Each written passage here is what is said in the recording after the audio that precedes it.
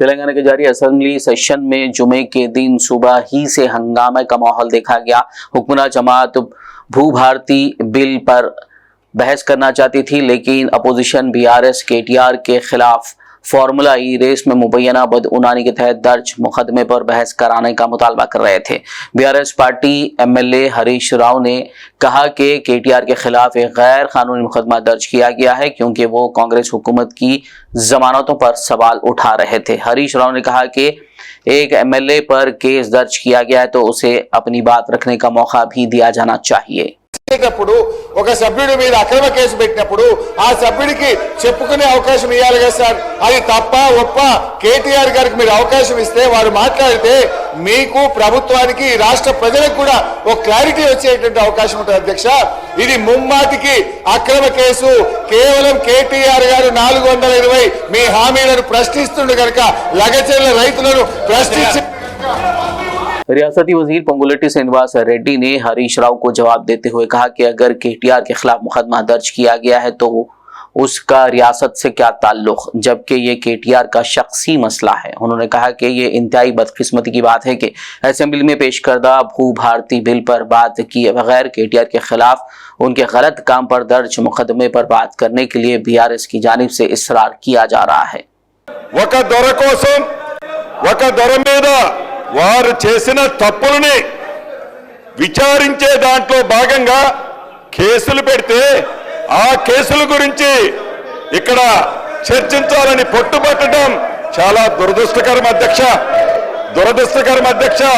అదేమన్నా జాతీయాన్ని దేశానికి సంబంధించిన అంశమా, రాష్ట్రానికి సంబంధించిన అంశమా, చివరికి ఒక నియోజకవర్గానికి సంబంధించిన అంశమా ఈ సభలో చర్చించాల్సినంత అవసరం ఉందా అని మీ ద్వారా ఆ సభ్యులను ప్రశ్నిస్తున్నాను అధ్యక్ష। చివరగా ఎప్పటికైనా तेलंगाना असेंबली स्पीकर गड्डम प्रसाद कुमार ने हंगामे को देखते हुए कहा कि वो केटीआर के मसले पर उनके चैम्बर में उनके साथ तबादले ख्याल करने के बाद देखेंगे। ताहम स्पीकर की दरखास्त को नजरअंदाज करते हुए बीआरएस एमएलए ने नारे लगाते हुए पोडियम की तरफ बढ़ने की कोशिश की, लेकिन मार्शल्स ने उन्हें रोक दिया, जिसके नतीजे में ऐवान में अफरा तफरी मच गई। इस दौरान जब बीआरएस एमएलए ने कागजात पोडियम पर फेंके तो हुक्मरान पार्टी के अरकान भी मुश्तइल हो गए और बीआरएस अरकान की बेंचों पर कागजात फेंकने शुरू किए। మనం చిన్నప్పుడు చదువుకున్నాం, ఒక పెట్ట కథ మీకు చెప్పాల్సిన అవసరం ఉంది అధ్యక్ష। రెండు పిల్లులు రొట్టె కథ ఈ ధరణిలో ఉంది। పెట్టి తెలంగాణ రాష్ట్రంలో ఉండే దళిత గిరిజన మైనారిటీ బీసీల వేలాది ఎకరాల భూములని ఆనాటి పెద్దలు కోతి సామెతలాగానే తన్నుకుపోయారు అధ్యక్ష ఈ ధరణిని పెట్టి। అదే రకంగా